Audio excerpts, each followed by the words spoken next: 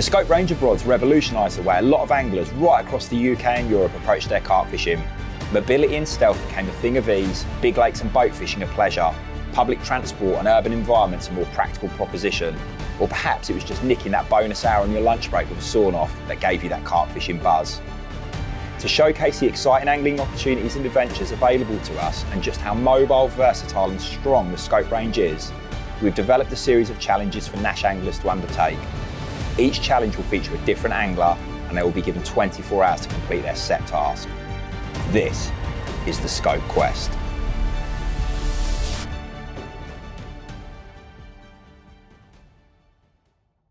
Is this the challenge, yeah? Should I be nervous?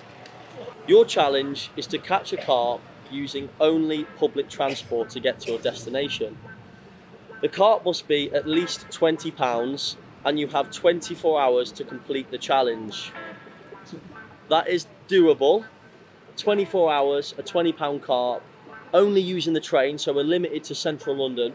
I've got a venue in mind and that is achievable. Let's load the scope gear up, get on the train and smash the challenge out of the park.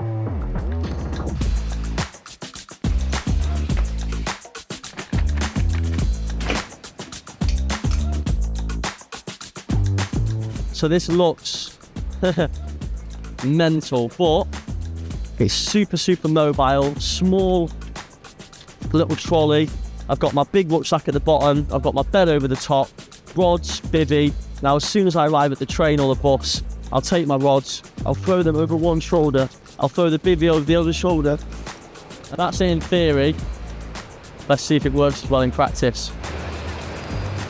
First part of the mission is a bus. Only 3 stops, but it's a bit of a walk to get onto the train. So with the buses, you have to get on the back door. So you speak to the driver, sometimes they say, no, you can't get on. You speak to the driver, say, I'm able to get on the back, tap your Oyster card, get your rods over one shoulder, bivvies over the other, on the back of the bus. 3 stops, and then we're on the underground, and then off the underground, and then another bus. So this challenge isn't going to be easy, but I'm set on completing it. We've made it. So we're at a park lake, one that I've fished a couple of times in the past. However, I've not been here for now probably over 2 years.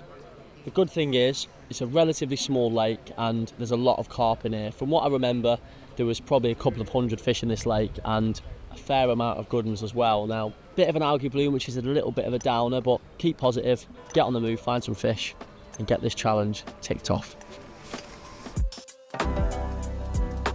Just been round on the end of the wind, had a chat with the guy, which he actually had one in the net when we were there, and he said he's caught loads on the end of the wind, and he recommended we went in the swim next to him. But as I was looking across the other side of the lake, this is the nearest swim to the end, as I was looking, one just flopped out. So I think end of the wind's going to be the best starting point for now. We can still see the wall, flat calm, but the fact it's shallow and it's flat calm, I can't see anything, is making me think that this is where the carp are going to be, down here. But we've got options, got a nice margin on the right, loads of open water in front of us. Got to keep watching the water for a little bit and then get some rods out. I'm feeling pretty confident right now. I've just seen another one stick its head out in this margin down here, so we're definitely setting this swim.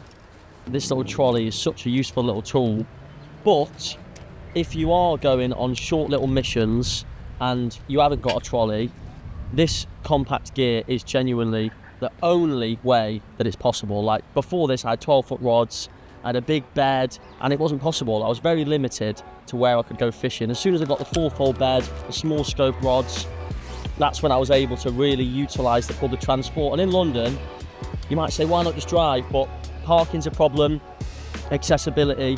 So sometimes the train is actually the fastest and the easiest way to get around.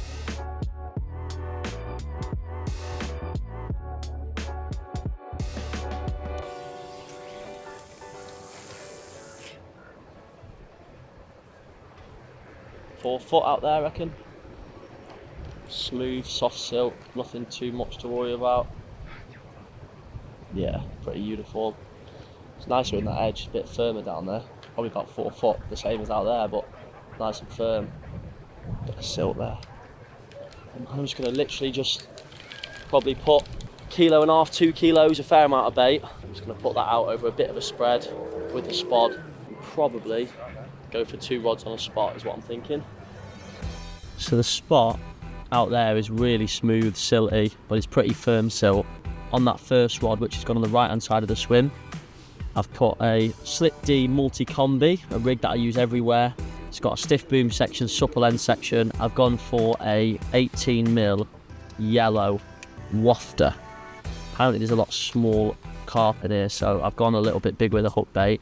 This one, I'm going to go 25 skin link, a bit more of a supple rig, on the left hand side of the swim with a pink. Will it matter? Maybe not, but mess around with the colours, mess around with the length of the rig, just until I figure out which one's going to hook them best. But I've gone pretty short with it, to be fair, because like I say, the silt isn't too bad.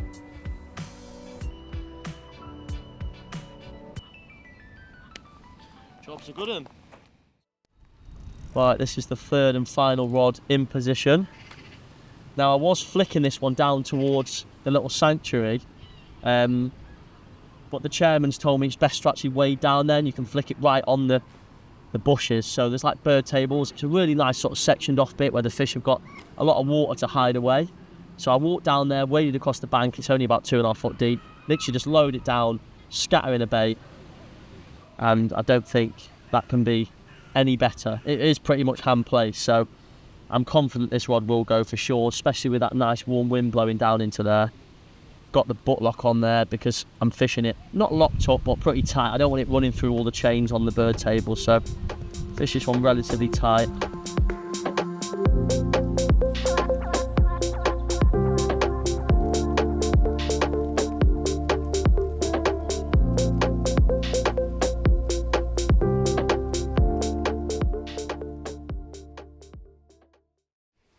As you can see, playing our first carp of the trip. It's been a quiet night, and all of a sudden, and there we go, it's come up there, it's a nice common. All of a sudden the rod's gone off.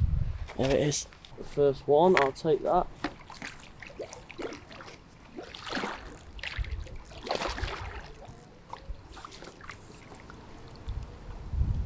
Oh yeah, yes.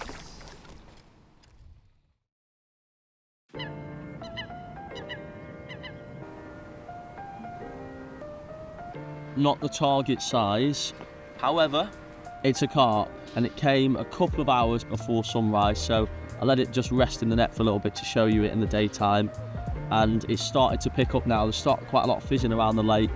I've reeled one of the rods in and there was actually no hook bait on, so there's obviously crayfish present, which I wasn't aware of.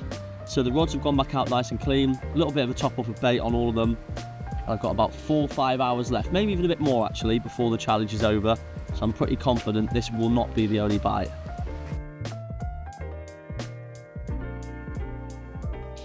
No way. I'm literally walking this back, and as I'm walking back, obviously I've got the bail arm off, and I've flicked the bail arm over, and straight away the rod's gone in my hand. The amount of fish I could have had last night if I had hook baits on. This rod has been in the water for no more than 10 minutes and it's had 2 bites instantaneously. And this one, I don't want to jinx it, but it does feel better than the last one. That's going to be close to £20. That can't be far off. Come on. Yes. How's about that? Before I'd even got the rod on the alarm, that fish must have literally been waiting for me. Is this challenge complete? Is this a 20-pounder? £21, 6 ounces in the sling, and the sling's going to be about £2.5. 18.5 mate. Damn it, because that's a 20 as well. Like, it's spawned out obviously, it's just not very full. That's normally a 20-pounder all day long, but challenge is a challenge. After catching one of the stockies, this one is definitely an original, old as the hills, all scars, scabs. Yeah, proper old carp, typical Park Lake common. Just getting a fresh hook on there. Rig wise, I'm using what I'm confident in, a rig I always use, Slip D multi-combi, bit of a mouthful, but I've got the stiff boom section, the supple end section, and relatively short rig I figured out is working on that gravel spot. Now, the reason why I like this rig so much, not only if you've got that bit that kicks itself out on the drop, and also if you have any nuisance fish or coots and birds picking you up, that's going to reset every single time away from the lead, obviously helping you hook the carp better. And then on top of that, you've got this supple section weighted down with a putty, so you've got that nice fluid section that lifts up into the fish's mouth. Now, as soon as you get a fish, you haven't got to tie the rig again, you literally just pull the loop like that, slip it off and put a new hook on there. So it's quick, it's efficient, and it seems to hook the fish pretty much every time. Hook bait wise, I've been mixing it up, but I've found that a little yellow wafter is doing the job at the moment. Hopefully get a nice big one to end on.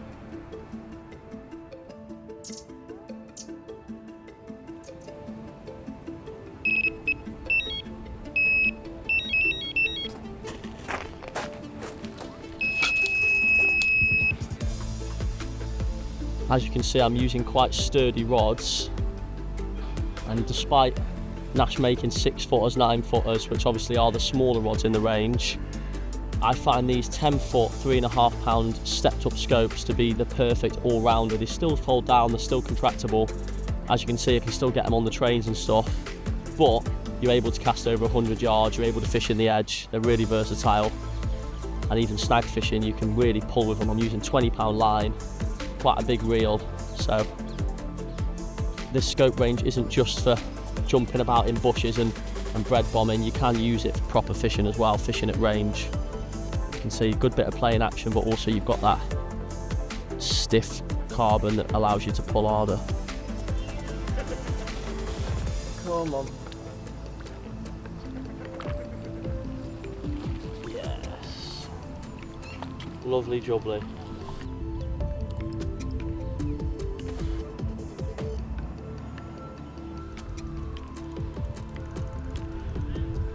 Oh, it's a little scaly one. A little fully. That'll do. Yeah, that's a nice one, that. There we go. What an end to a morning. 5 fish, a couple of 20-pounders to tick off the challenge. Lovely little scaly one in less than 24 hours fishing.